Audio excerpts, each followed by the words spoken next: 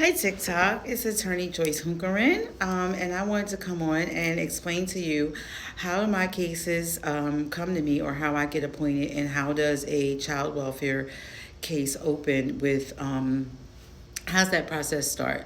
So the process actually starts with a 51A report. That's when a report comes in of suspected child abuse or neglect.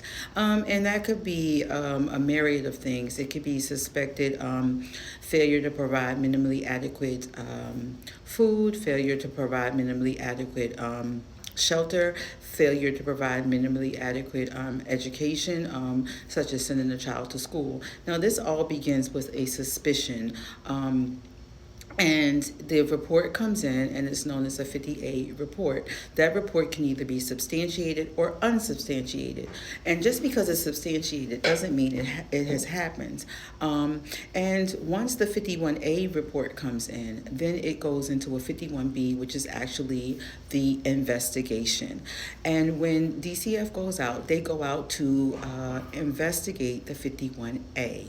If the 51B is substantiated, DCF does have a duty to first provide supports, and that is the duty of reunification. But so the children should not automatically be taken out of the home, because we do know families face a myriad of impacts, both economic and emotional, that could be impacting why what is occurring in the home occurs. Families have a right to be together. Parents have a right to parent. And I want you all to recognize, I would want people to know and recognize that these systems are affected most definitely by race, by gender, and by poverty, and also foster care bias. Families are often looked at through a lens of all of these biases, internal biases, also by individuals in the community. Children suffer a trauma when they're separated from their families. Parents suffer a trauma when their children are taken from them. And the way in which children are taken from their families is always traumatic. It is my job to work with the family to help them be reunited with their to be reunited should they be separated. Parents have a right within 72 hours to be heard in a temporary custody hearing.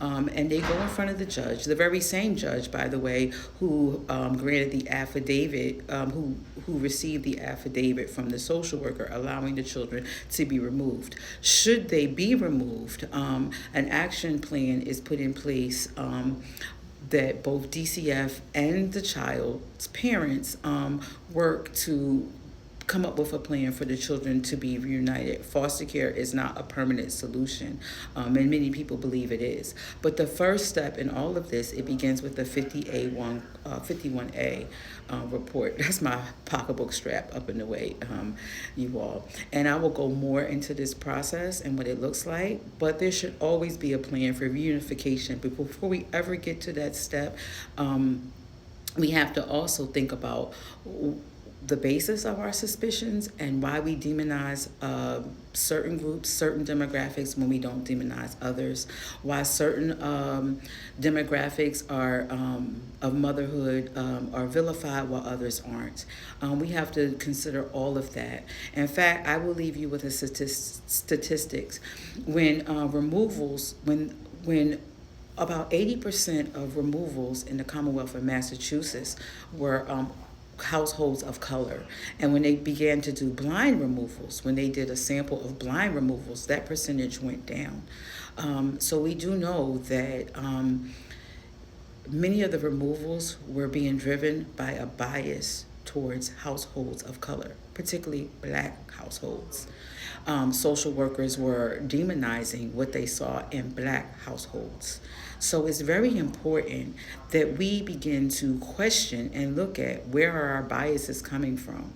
Poverty is not a crime. Mental illness is not a crime. Substance use disorder is not a crime. We have to begin to look at families to help them resolve the issues that are driving the problems in their homes, to help them repair what is going on in their homes. Foster care is not a solution for children. Removal, permanent removal, is not an answer for children. That creates a schism and a rift in their lives that's oftentimes irreparable.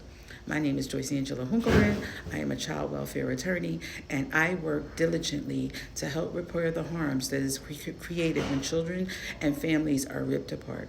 Thank you for listening to and watching my video, and I'll be returning with more. And please excuse my hospital strap. I'm here in my office, and I've just left a mock trial. I'm expanding my practice to mental health litigation, and I am happy and proud to do the work that I do.